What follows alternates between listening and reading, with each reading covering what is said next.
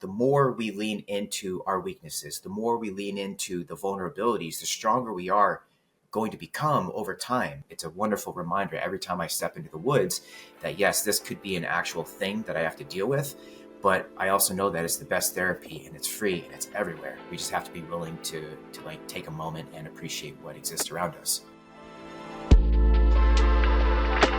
Welcome to The Conversation. In today's episode of Trailblazers, Johnny is speaking to Jon Turner, a former American soldier who used the natural world to help him reintegrate to society and wants to help others do the same. We hope you enjoy the conversation. Be sure to subscribe and follow us on social. Jon, pleasure to have you here, man. Grateful to be here. Thank you. Talk to us a little bit about what you've been up to, your journey to where you are now, and what you've been involved in. Right on. So I grew up around a military family, and come to find out years later that I've had a family member in every war going back to the revolution. My dad and I were actually in Iraq at the same time. And so when I got of age and graduated high school out of Northern Connecticut, it wasn't a surprise that I would go into the military. That's something that's always been a part of my being. And so from 2003 to 2007, served in Iraq a couple of times and then to Haiti. Got out as a 22-year-old, was medically retired from injuries that I had sustained, and started to try to find a path forward. And a lot of that came from gardening and being outdoors and doing recreational things such as climbing and mountain biking and teaching survival. Yeah, what has the impact been on how you see the world through the practice of obviously engaging with nature more, and what are some of the impacts that you've seen from getting involved in that work? I think I was just talking about this with another Marine vet the other day that our brain isn't fully developed until we're in our young 20s, early 20s. I think it's like 25 for men is the average age, and so when you take young men and that are right out of high school and you have a war going on, you put them in war. And then on top of that, you have compounding head injuries. There are going to be difficulties with the neural pathways that are created, which can kind of steer people in different directions within their life. And so when I returned home from my first deployment to Iraq, which was my second deployment, I started to notice a couple different changes, just more agitation, not fearful, but kind of more on higher alert. And at that time in 2005, post-traumatic stress still wasn't really a thing. They were still dealing with Vietnam vets who had PTSD and the World War I and World War II vets who had like shell shock or soldier's heart, and so it wasn't really accepted in our culture at that time. But many of us recognized that there were issues with the reintegration piece, because you go from a combat environment and 24 hours later, you're being welcomed by 1,500 people at some ceremony. And so that was definitely a culture shock, and left a lot of us kind of with our hands up in the air, not really knowing what to do, if we were getting out or if we were going back. That's really all we wanted to do, because war to a certain degree makes sense. You have a mission set. You know what you're supposed to be doing. It doesn't matter if you believe in war, you believe in peace. At the end of the day, you're just trying to make sure that you stay alive and your boys stay alive and you get home as safely as possible. So after my second deployment to Iraq, there was a lot more heavy firefights and indirect fire that came in during that deployment in 2006 in Ramadi. And that absolutely led to me a lot of self-medication on my end, and trying to cope and understand what it was that we as young men had gone through, but then how to reintegrate in a manner that doesn't essentially put us into the ground. But unfortunately, it's really easy to go into a downward spiral. And so there was a few moments where I was going in a bad way. And I remember one day something clicked in me, and I went out to the ocean, and I had heard about meditation, and I tried meditating for the very first time. And when I was sitting on the beach, there's the big, beautiful clouds out in the distance. And I just remember closing my eyes and just breathing. And before I knew it, I was opening my eyes and I felt completely relaxed. And I looked at my watch and 45 minutes had passed. And to me, that was a mechanism that I wanted to kind of implement even further into my life, because I saw the impact that it had on me. The levels of stress decreased, um, the anxiety decreased, and I just felt more calm. The anxiety came essentially from having to go back onto base and deal with the nonsense and the bureaucracy that exists within the American military. Um, because my unit was getting ready to redeploy, and I was short on time, and then ended up going through medical separation on top of that. So I had all this other stress. So the natural world really became one of the best things that helped me reintegrate back into quote unquote normalcy, because it reduces anxiety, kind of releases these endorphins, and it really brought me back to when I was a kid, in my grandmother's garden when I was 2.5 years old, or when I was walking around the woods exploring plants and all these things.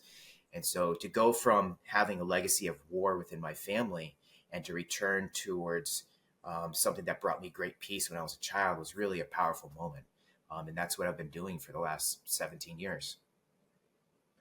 Well, dude, I mean, thank you for sharing some of that experience. It stimulates to be quite honest with you, a question that may be quite difficult to answer, which is why are we just not better at helping our servicemen and women integrate back into non-combat life?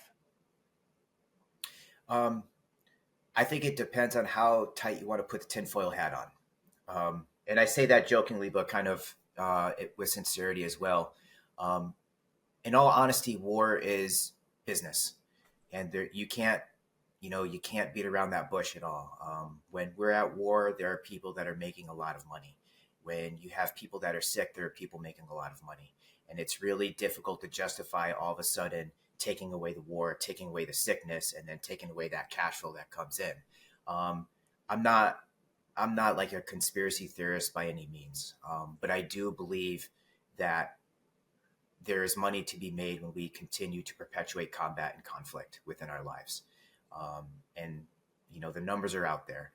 But I think that the other side of that coin, the other edge of that sword is that when we were going through the global war on terror for the American military for 20 years, pretty much of sustained combat between Afghanistan and Iraq, the focus was pretty much on going to war. It wasn't on coming home. All the efforts, all the money, all the resources were going in to preparing these young men and women, mostly men that were going into the combat arms, but to prepare them so that way they could survive and come home.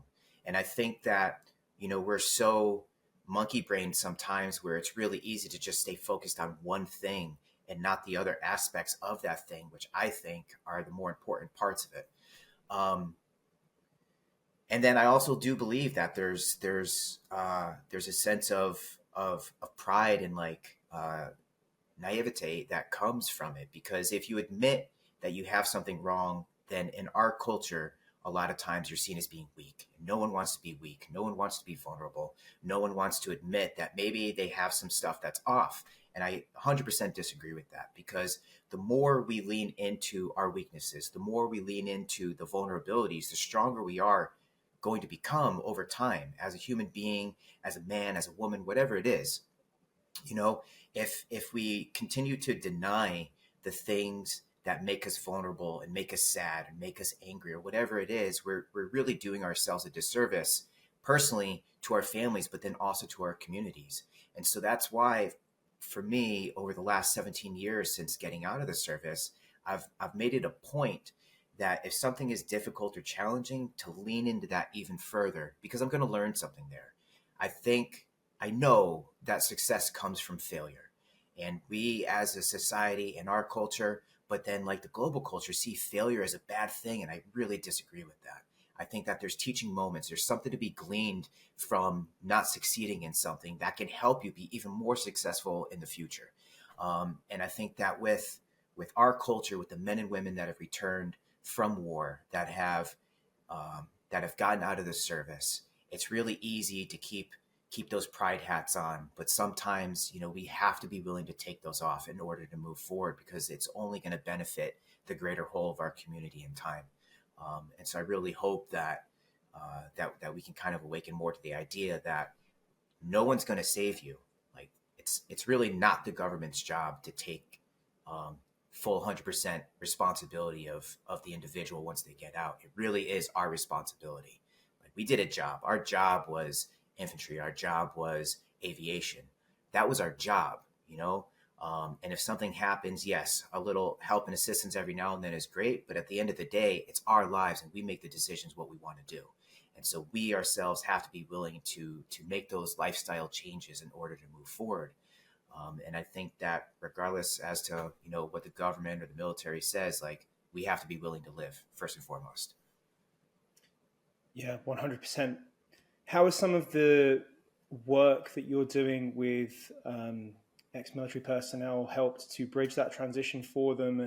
And through the work that you're doing, how have you seen some of the changes in people that have come out of military service, probably with some pretty significant psychological trauma and things like that? How have they been impacted by the work that they're doing with yourself, and also encouraging them to have that shift in mindset where they just kind of they seek that help?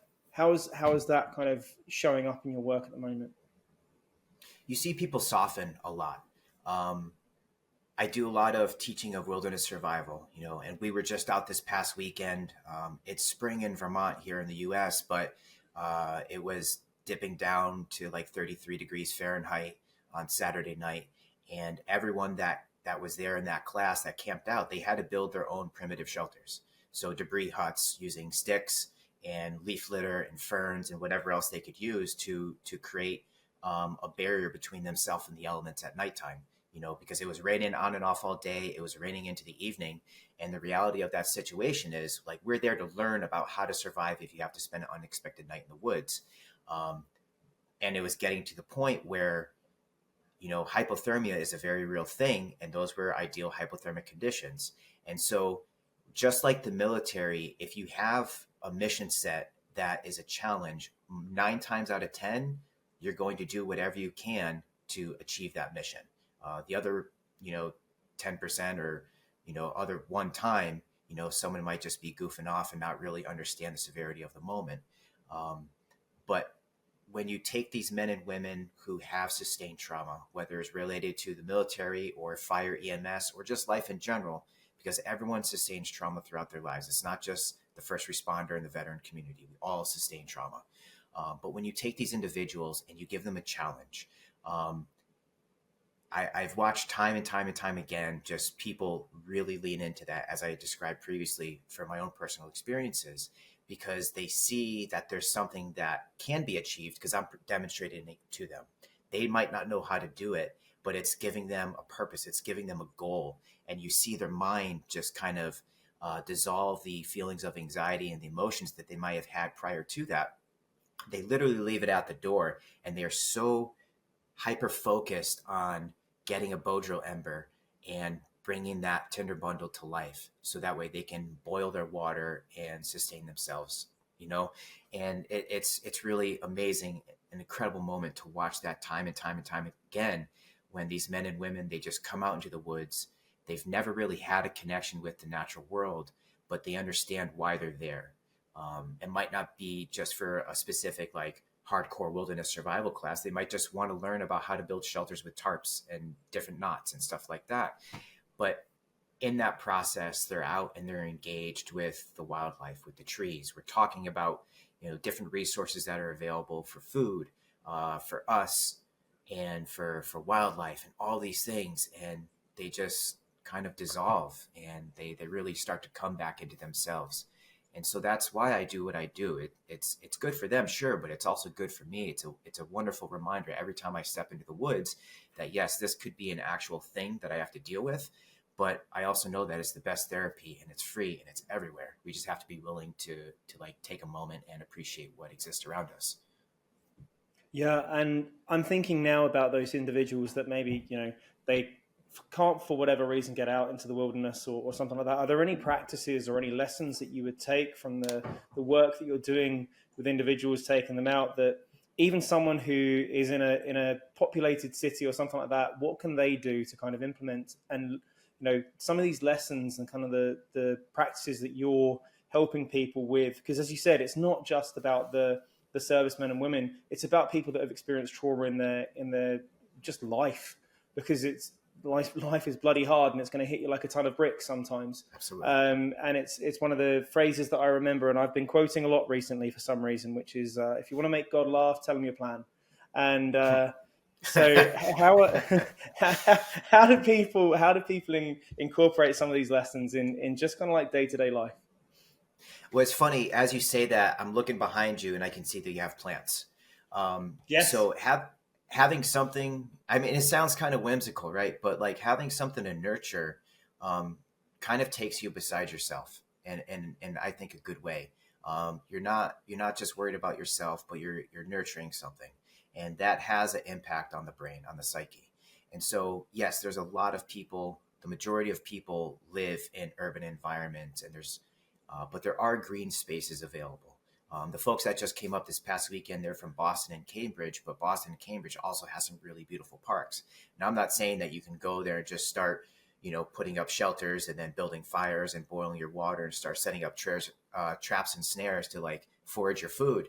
But you can still go and appreciate the natural world that does exist in those spaces. And I know it is difficult for some folks. But there are also a number of community gardens that exist within urban areas, and that's really what got me back into being with the natural world, is like having my first garden. And if you can't have a community garden and you live in an urban environment, maybe you have like a rooftop garden, or maybe you have something out on your balcony where you can just grow some basil or a tomato plant or whatever.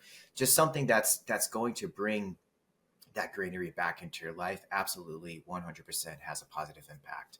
Um, but there's also, there's a number of people in this region and throughout the United States and the world really, who you might have to travel to go to them, but there are workshops and classes available. But it's a matter of just like doing the research, and we really have no excuse anymore. Like everything is at our fingertips, so we if we want to, we can put in the effort.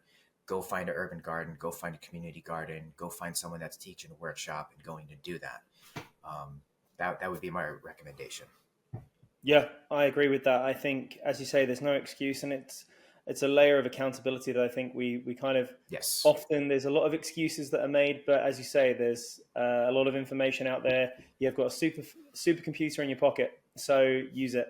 And we've spoken about food as preventative medicine previously, and you touched there on kind of like, setting snares and traps to gather food and knowing what the right food is. Touch a little bit on food as preventative medicine, and some of your experiences within that, and kind of how the work that you're doing and the stuff that you're teaching people is kind of like playing into these better healthcare outcomes for people. Yeah. So I think we can prevent the majority of ailments within our lives just by shifting our food. And absolutely 100%, that is a difficult thing for some people. And I totally understand that. Food deserts are a real thing. Access to healthy, nourishing food is difficult for a number of people. And I get that. I've seen it. I've been a part of that system, and I understand. Um, but when we begin to break things down and we look at just flipping over the package that you're about to consume or purchase and look at the ingredients list, general rule of thumb is if it has, a long laundry list of it, you probably shouldn't be eating it because it's processed, and that will lead to higher cholesterol and heart failure and, high salt and all these things in our bodies that we really don't need to be having. Um, what we have a small homestead here in Vermont, Wild Roots Community Farm in Bristol, and um, a lot of the food systems that we've implemented here are based on agroforestry principles. So integrating livestock into the landscape, having them rotate around in more of a natural way that they would if they were by themselves, incorporating perennial foods, which come back every year, and some annual vegetables. But knowing what it is you are putting into your body is going to help you stay healthy. Um, if all you have access to is processed foods, I know that that's a difficult thing to, to combat. I get it. But if you have the opportunity to know your local farmer, to go to your farmer's market and get fresh produce, to grow a little something in your garden and process your tomatoes down and can them and put them aside for another day. Like, you're more actively engaged in the process of consumption, and that changes your relationship with food. It forces you to look at it differently. Um, every year we have multiple on-farm slaughter workshops where we'll take our pigs or our goats, whatever it is that we've been raising, and we'll invite the community in, and say, hey, we're doing a workshop. Do you want to come see the process? And we have vegetarians come, we have vegans come, we have people who have been eating meat their whole lives, but they've never seen what it takes to actually, put that lamb chop on their plate in front of them. Yeah. Um, and they engage in that process. And I've watched time and time again the relationship to food change in that moment and afterwards. I have a really good friend, Zachary. He's an award-winning baker. He has two bakeries down in Brooklyn, and he lives in this area. And he was just here yesterday, actually, to talk about survival food and sustenance. The macronutrients, the micronutrients, the phytonutrients, and all the things that you get from real wholesome food, which are lacking in the processed stuff that we mostly consume. But he came to one of those on-farm slaughter workshops that we had. I literally cut the liver out of the pig. I handed it to him. And 20 minutes later, after he chopped it up and sauteed it in a cast iron skillet and ran it through a hand crank grinder, he's giving pate to everyone that was part of a living animal no less than an hour before. And when you understand what food systems can look like, and when you have a basic understanding of what they actually are on the larger scale, most times people will actively want to make changes. And then that they're improving their lives right then and there by making that decision. But yes, there is a cost associated with that, and that is difficult for some people, and it's really unfortunate. If it were up to me, we'd all go back to have every household would have a community garden associated with it. Whatever you didn't grow, you could get from someone else, and you could go back to the barter system. And I mean, the rate we're going as a world, we might be at that place sooner than later. But just having that connection to food, I think, is 100% preventative maintenance. Yeah, I agree with that entirely. And I think that one of the interesting things that you touched on there is it all connects together, really, for me. And listening to you talk about that process, the community garden piece, engaging with the soil, getting outside, actually spending time in nature, all of that sort of stuff relates to even then the food that you're consuming, the process that it goes through, the bioavailability of those nutrients. Yes. If you're looking at a piece of packaging and you're seeing, as you say, you're seeing 4 or 5 syllable words on the back of a piece of packaging, you want to be questioning what the dickens is in that and thinking to Yes. yourself, okay, probably not, if I'm looking at, for example, we touched on there, vegan, people that want to have meat substitutes, for example, like Impossible Burgers and stuff like that. Don't get me wrong, I appreciate everyone's ethical considerations and choices, but if Yes. I'm looking at a piece of food that has, chemical components in there that are really not, Yep. or don't have any place in the human body, I would really be thinking twice about what I should be having as a Yes. nutritional choice. So there's definitely levers that we have at our disposal. And as you say, being involved in the process, seeing it actually in action encourages that shift in that mindset. Do you think that there's a Yes. potential, wider initiative that could be done with people understanding from farm to fork a little bit more, and how the process of agriculture should be done, and kind of understanding to make those shifts away? And maybe that could be part of the core curriculum, for example, within schools and education. I think that's already happening in a lot of areas where, in Vermont specifically, agro-tourism has become quite a thing over the last 8 years. And that has its pluses and minuses. It has its pluses because it's getting people who might be from more of an urban environment into the countryside to see that process of production. And I really appreciate that. But then the other side of that is the tourism piece of it, where people are charging arm and a leg to get something that doesn't costs, but a fraction of what they're actually charging. And so, Yeah. but that's also like, yes, I get it. People need to make money, but um, I think the biggest issue is going to be how do you make it viable for people to consume? Um, and I don't have an answer to that. I don't have a solution. I think that the education piece is real. People are seeing the increase in obesity. They're seeing the increase in cancers and other sicknesses and ailments. And they're being told they need to change their diets. Like back to what we previously talked about with everything at your fingertips, like algorithms help to bring things into your view. Um, and if you start looking at healthy food, you're going to keep getting those things. So, uh, access to information, access to knowledge doesn't just begin with the schools, but it begins with you on the day-to-day basis. If you're thumbing through something, go look at a healthy, food system, what that looks like. Become aware of what the unhealthy ones look like, which is, it is a majority, but there's lots of smaller healthy ones out there. Folks in Europe have been, they've been farming ecologically for a very, very long time. And so there's a lot of examples over there. It's really commercial agriculture in the US since the 30s, 20s and 30s, that 1920s and 30s, that we've kind of gotten away from healthy food. And then, with World War II, obviously, industrialization and the need, because of the population boom, we had to produce something that would be nourishing. Um, Downside is it's loaded up with all those 5-syllable chemicals that you're talking about. Um, Schools in the US are absolutely starting to incorporate more food systems education on a pre-K level, but then also on the college level. And we do a lot of work with high school students and local colleges and universities engaged in food systems and ecological design and kind of, I don't want to say like environmentalism, but just like more climate adaptive farm practices. And people are fired up, man. They really truly are. And that to me is promising, because whatever problems our generation doesn't fix is going to fall to the shoulders of the next. And I'm trying to limit that as much as possible. And so if we can have a group come every month and learn about what food can look like, and they go home to their communities and they start up some nonprofit organization, then that's success to me, man. 100%, dude. I couldn't agree with that more. And I think that that's such a wonderful gift to be able to give the next generation.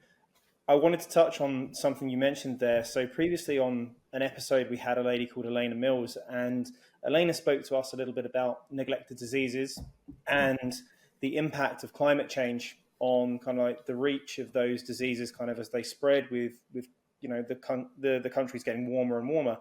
Um, in tackling that, obviously within farming practices and climate change being a part of that, obviously it's one of the questions that I had there in terms of what does that better farming process look like for those that may not know? What does that look like? How do we farm more sustainably? How do we create this kind of like more virtuous farming practice?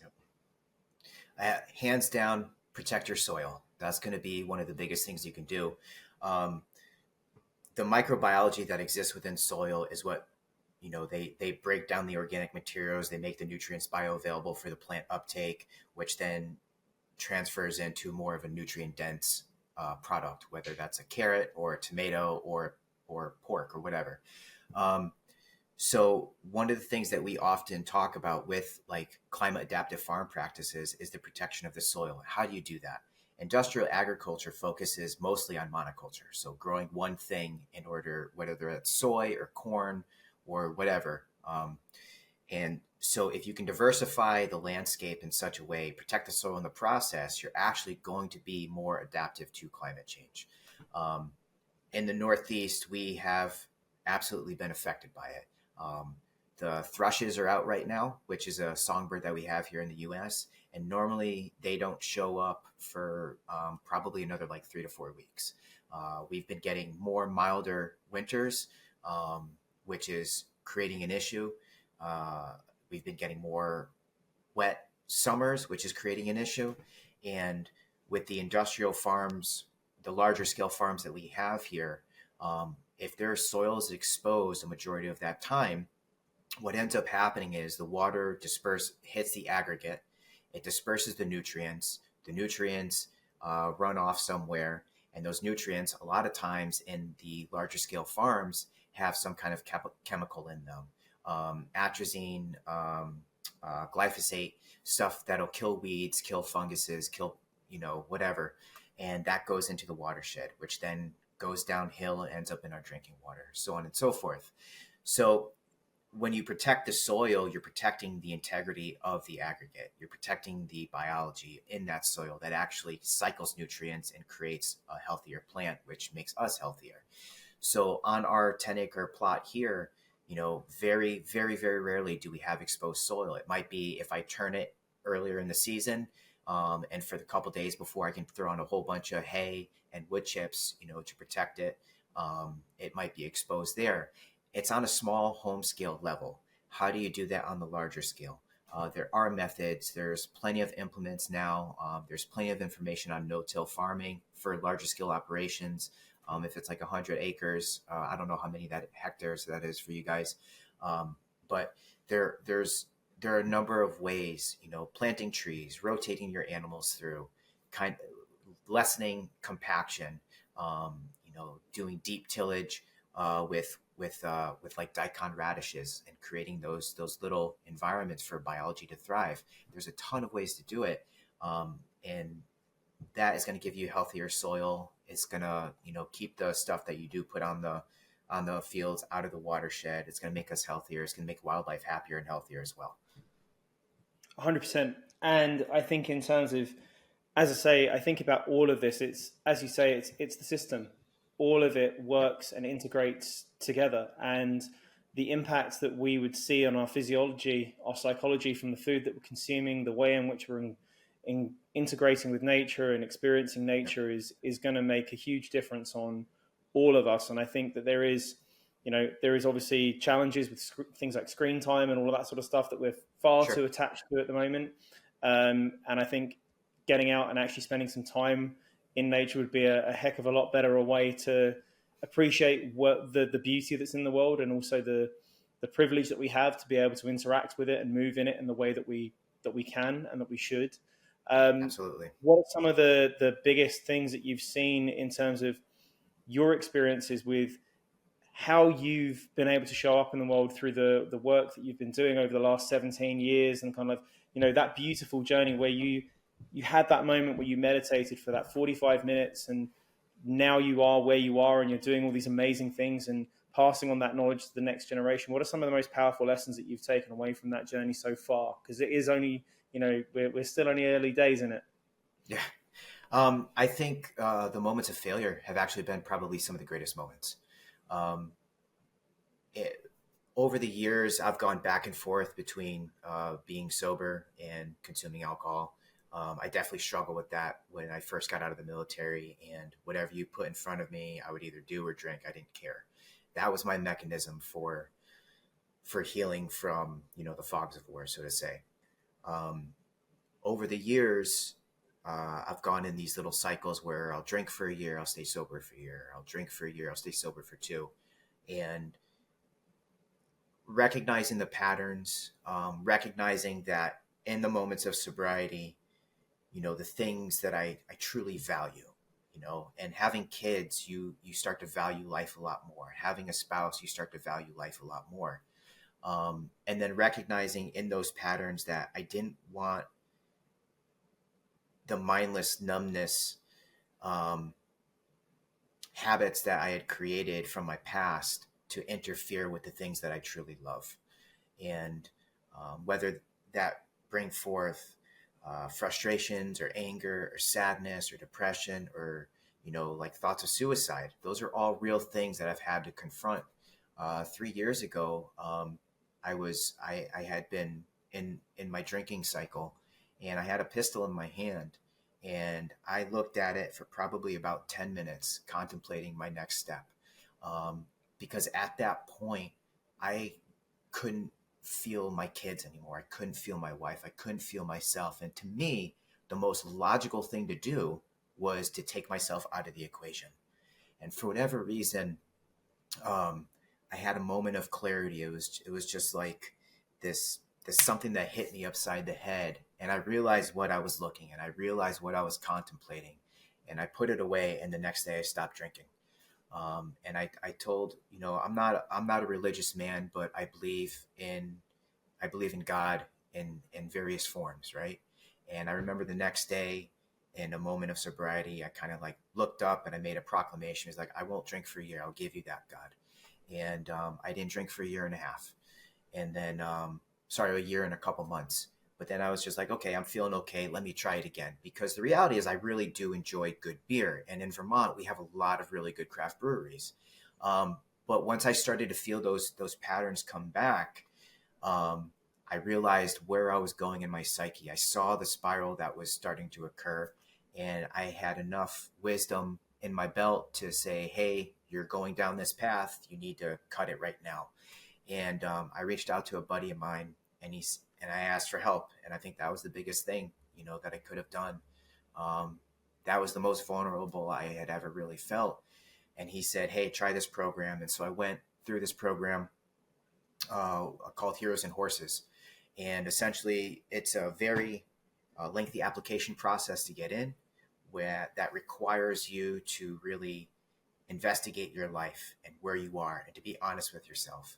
Um, I started drinking again because I had sustained a pretty substantial injury, and one of my buddies had gotten killed during that same time. And for me, the drinking was quite literally the only way I wasn't in physical pain, and that created another bad habit which I was familiar with. And I didn't want that anymore. I wanted to deal with that pain, the physical pain, the psychological pain of loss, of grief, whatever it is, and went through this program. The horse that I was teamed up with had the same name of the dude that got killed with me. We went back to the place where this happened, and I went through this very rigorous process of observing my life and taking ownership of it, and being willing to be vulnerable and to move forward. And with all the failures up until that point, I was able to achieve a level of great success, and kind of remember those things that were important to me. Remember the meditation, remember the fitness, remember the diet, and actually having good, healthy habits, remembering like to love myself. And I know it sounds kind of weird, but like, we have to be willing to take care of ourselves, because we're no good to our families. We're no good to our friends. We're no good to our communities. And I think of all the times I've had a pistol in my hand, or I've thought about just like stepping in front of traffic. For what? Because you have this emotion that you're feeling.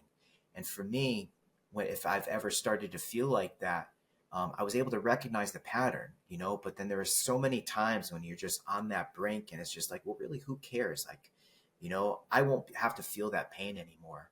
But I know that there's value in feeling that pain, because that's what creates resilience. That's what creates resilience within our lives, us as human beings. It's what drives us forward. I was just talking about this with a buddy the other day too. It's like, on one hand, I don't want there to be any suffering in the world.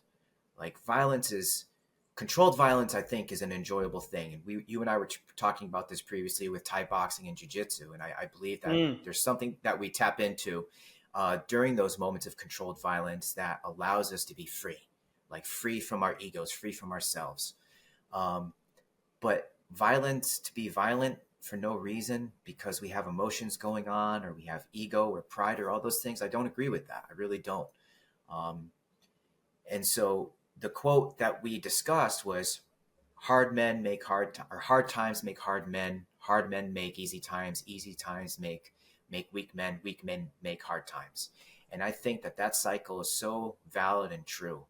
Um, and so I don't want my family to suffer. I don't want anyone to suffer. I don't want them to have to go through that. But there's something that comes from that suffering that we can learn, that we can glean from. And that's what creates the resilience. So all the pain, all the loss, all the grief, all the death, all the habits, all the whatever I've had in my life, I wouldn't trade any of that for the world, because it's allowed me to really step into what I feel is my most authentic form, in this physical life.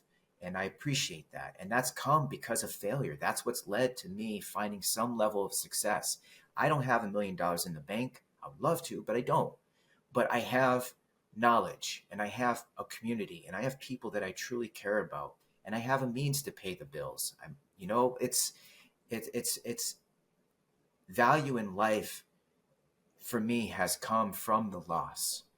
Um, a lot of the things that I do now, I do because like there's people I know have been killed or have taken their own lives, and I don't want to waste my life anymore. And that's important to me. That's important to share with my kids and to my family and to the students that we have come through here. This is personal. It's not a means to make money. It's not a means to get likes or thumbs up on social media. Like the failures that I've obtained are wonderful and I'm grateful for them. And that's allowed me to find purpose and value and to move forward. I think that's wow, man. That's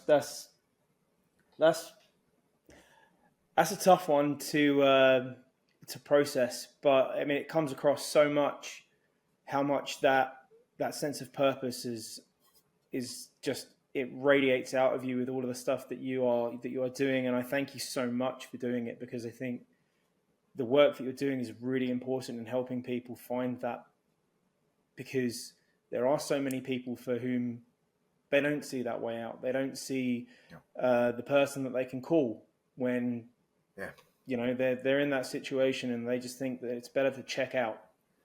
And unfortunately, that is very often the case, that 80% of those people, unfortunately, are men. And they're very often the people that will see the ultimate sacrifice as checking out as being the only option that they have, rather than leaning into the difficulty and the discomfort to find a route through that means that they can add some of the value that they do have, but they just can't recognize the value that they have because they're so in the depths of their own pain that they don't see that way forward. So thank you for sharing your experience, man. And thank you for the work that you're doing, because there is so much value to be had from some of these people. And as you say, the difficult experiences, being able to hold a mirror up to yourself and evaluate yourself in the cold light of day and see, I feel pretty crap about this and that and the other, but you know what, actually on balance, I'm actually okay. Like there's a lot more value that I bring than the value that I extract, That's a really important and powerful thing. And sometimes it takes someone else to help us see that. And particularly with men, I think sometimes that tendency to bottle everything up, to just go into ourselves, to detract or to detach from the world and it's represented in culture as something that's what we're supposed to do, right? We're supposed to suffer in silence. We're supposed to be stoic, and the kind of like the cowboy who's on his own, or the man who just says nothing, he just shoulder shrugs everything. Well, we're clearly seeing that that's not working, and actually that there is a huge impact that we are experiencing now with that crisis of mental health that's going on. And I think that the work that you're doing in facilitating access to ways in which people can find that purpose, that they can engage more effectively with their emotions, with their family, and appreciating the things that they have. I think it's so powerful, and it's a gift. It genuinely is. It's a gift to be able to give people, and I would say that that's worth more than $1 million in your bank account, dude. Absolutely, man. Oh, thank you. Well, I try to lead by example. I think about people who have been impactful in my lives, both good leaders and bad leaders. And I try to do the right thing all the time, because I know it doesn't matter who's watching. It's just that permeates, and we need more goodness in the world. We really, truly do. And I hope to be a positive impact, to be that one of those happy ripples in the ocean. Yeah, 100%. With that being said, what's next on the agenda for you? What's coming up? What are you excited about? So I got we're gonna be in Scotland. So I'm part of an adventure race team. It's myself and 2 other veterans. And for those unfamiliar with adventure racing, it's a multidisciplined event where you're paddling, you're trekking, and you're biking, whatever distance for however many hours. We've done 2 races together. The last one we did was a 72-hour coast-to-coast Florida race, which spanned over 350 miles from the Gulf Coast to the Atlantic Coast in Florida. And we did that on like 3.5, 4 hours of sleep, which was really an incredible Oh, experience. that Um, sounds tough. it was. My knee blew out at in the second day, and I actually got pulled off the course for a few hours so I can rehab it. But I was able to get back on. We were able to finish together. But because of that, it's eye opening because I believe in doing hard things. I believe in fitness and keeping a healthy body so you can keep a healthy mind, healthy heart, all that. And and you have these moments where you can be as physically and mentally prepared for an event, but shit happens sometimes, and you have to be willing to accept that. And so I had a very huge vulnerable moment. Talked with the team, had to get pulled off the course. They kept going. I was able to rejoin them a couple hours later, and we finished. And it was hands down one of the most powerful things that I've been through, because you're pushing those boundaries and limitations. But with that, we got invited to come to Scotland for the Cateran Yump in June, which is a 54-mile trek through the Scottish Highlands, with a big ruck on our backs. And so we'll be doing that. And so my training for that has already started. A lot of rucking, a lot of running, ruck running. I train jujitsu a few times a week. And so all of those things kind of prepare me for, I guess, just life in general. I'm going to be 39 here in a couple weeks. My body has been through the ringer and back, and I've had to deal with a lot of health issues over the past because of my time in Iraq, exposed to burn pits, and then other physical injuries that I've accrued. But any chance that I have to train for something, for an event, is what really gets me going. I love teaching. I love doing the farming thing. I love spending time with my family. But when I have something to train for, when I have a race or an event, that's really what I look forward to. And so after the Yump, I have the Spartan Death Race, which is a 70-hour challenge. I have a 30-hour race in the fall that I'm training for as well. That's a 30-hour ultra. And then I have just other competitions that I'll be doing, small ones here and there. And then at some point we'll do another adventure race, me and the guys from Flow State Endurance. Wow. That's a fully stocked calendar of events that you're going to be training for. So you're going to be, you're going to be, you're going to have to be cultivating some of that resilience that we've been talking about. Yes, absolutely. I mean, diet, sleep, and exercise. If you take away any of those factors, your life is the quality of your life is going to decrease. And what I've really learned, especially from the race where my knee blew out, is the importance of rest and recovery. Like I've known it. I've known that for a long time. You have to rest. You have to recover, especially if you're working really hard all the time. But if you don't set into your schedule a moment to just do absolutely nothing, you're decreasing your ability to stay resilient.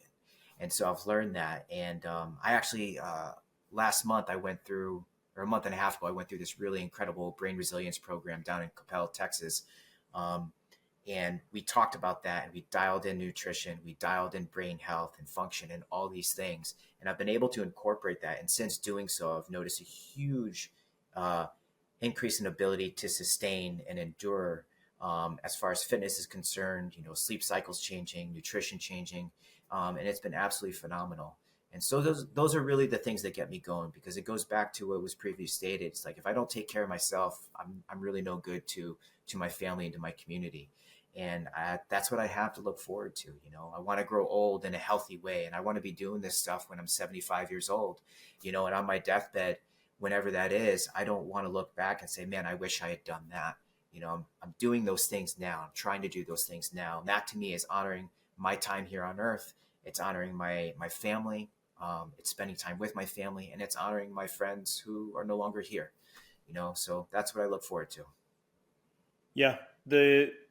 I think that's the best way to go through life. I think it's one of the things that I'm hoping for as well is a huge impact on my life is physical fitness, and the way in which I kind of like show up on the day to day is very much contingent on how much exercise I've been able to do, the way I'm sleeping, the way I'm eating, Yes. all of that sort of stuff. And as you say, it's really funny, this idea and this notion, actually, in some way, shape, or form, that people think, or used to think, it was somewhat of a selfish endeavor. If you spend time doing a lot of exercise, or you spend a lot of time in the gym, or this and that and the other, it's like, why are you spending so much time? Well, actually, what we're realizing now is the importance of your ability, or the knock-on effect of your ability to show up in the world if you're physically fit, Yes. if you're mentally sharp, because you're well rested. And actually, one of the things that, particularly in the creative sphere, that's really important actually is boredom, and Yes. having nothing to do. Like when you were talking about penciling in, having time where you just do nothing, people really underestimate how important that time is, because it's that stimulates a lot of creativity. It's that gives you that moment of Yes. some disparate thought connects the dots from somewhere, and then all of a sudden you're thinking, oh wow, that creative spark. Well, yeah, there's a lot of reason that people do nothing and then they have this amazing career, or like something that sparks into life Yep. and they do something incredible. um, there's an awful lot of importance and a lot to be said for doing nothing. Although it has to be said that it sounds like you've not got a lot of nothing coming up. So I hope that you're finding moments of rest in there somewhere. I am. I am absolutely taking those to the best of my abilities. But yeah, man. We actually just got a TV for the first time. And we don't let our kids watch it whenever.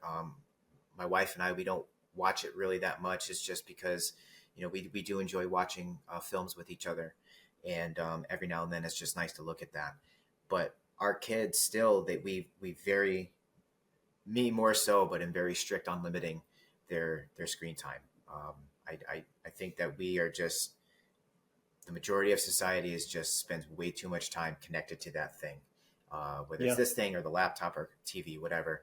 And so we'll get to the point, be like, boys, go outside, go play with sticks, go play basketball, go throw the frisbee, go for the walk in the woods. And we put that into the schedule because I think it's important. And it's like, we don't give our kids everything. We don't say yes to everything. There has to be like, yes, I want to be best friends with them when they grow up, but I'm still their parent right now. And so like knowing when to say no, knowing when to make those changes, knowing when to sit and do something versus do nothing, I think is really crucial and important. Yep, it really is. It's boundaries and framework for they Yes. provide the essential scaffolding for life. Because you can't just do anything that you want whenever you want, and living through a screen is not a way to live. And I heard this No. beautiful quote the other day when I was listening to something, and this guy was telling this story about how he was backpacking through India. He was with a couple of his buddies. His buddies were like amateur photographers, and they're climbing this mountain in India, and they get to the top just before the sunset. And he didn't have a camera phone. He didn't have a camera on him. He was just sat there watching the sunset. Meanwhile, his two friends are scrabbling around. They're trying to get the perfect photo. They're trying to capture the shot. And then afterwards, they're talking and comparing the photo, and they're comparing oh, that's going to come out really great. That's going to be great. Yeah. And he's like, you got the photo, but you missed the moment. Yes. And it was Yes. just like, wow, that was Yep. the best way that you could put. How many times do you see people go through their lives and they're looking at something through their camera phone or through a screen, when actually if they Yep. just shut that off and they put it away and just appreciated it for what it is. And I was Yes. talking to my wife about this, and it really made me think about something that I'm going to try as a little practice. What I'm going to try with my wife is that we're going to do something where we take a photo after something has happened. So Yeah. it's actually like basking in the afterglow of what has happened, but we get to enjoy the moment. So we still get the moment, and we get the picture after the thing that we saw. So Dude, I we dig that, have the man. thing That's that's really cool. yeah. I think that's just, there's something in it, because you still get the moment, and you still have the memory, or the thing that captures the memory that sparks the cue for you to tell the story. And that's the thing that's exciting when you're with your friends, when you're with your buddies. That's the thing that matters, and that for me is, I think, you got the photo, but you missed the moment. and that's going to be framed and put on my wall everywhere that I possibly can. That's cool, man. I really dig that notion. I'm going to implement that into my life for sure. Yeah, it's super cool. Jon, if you could leave our audience with one thing that you would have them take away, what would it be? Just be grateful. Life can always be worse, and life can change on you in a dime. I think that the more gratitude you find in the moment, the more you shift your head to accept and acknowledge the beauty that exists, similar to how you just said about capturing the moment. Um, and all the hard things that we endure, it's not just for a reason. It's there to make us better, to make us better people, better humans, whatever that is. And I think that all comes with gratitude, just finding the appreciation for the small things. Amazing, man. If people want to find out more about the work that you're doing, where can they go? Where should they look to find you? Yeah, so the only social that I have is Instagram. I have two accounts. One is the farm account, which is Wild Roots Farm Vermont, and it has a logo of a tree. And then my survival one is Sipiter Fieldcraft. It's the underscore fieldcraft underscore farmer. And then if anyone is interested in checking out the race team, that's Flow State Endurance. And that's kind of my buddy Tyler. He manages that account, but he puts stuff up from the races. And so we're in Scotland in a couple months. We'll have stuff up there. But that's pretty much it. And then our farm website is wildrootsfarmvermont.com. Incredible, dude. Well, we'll put those in the show notes as well. Thank you so much for this. Honestly, it's been inspiring to hear about your journey and the work that you're doing and how you're cultivating that resilience. And I encourage people to check out all of the stuff that you've got going on, man. Thanks, brother. I really appreciate that.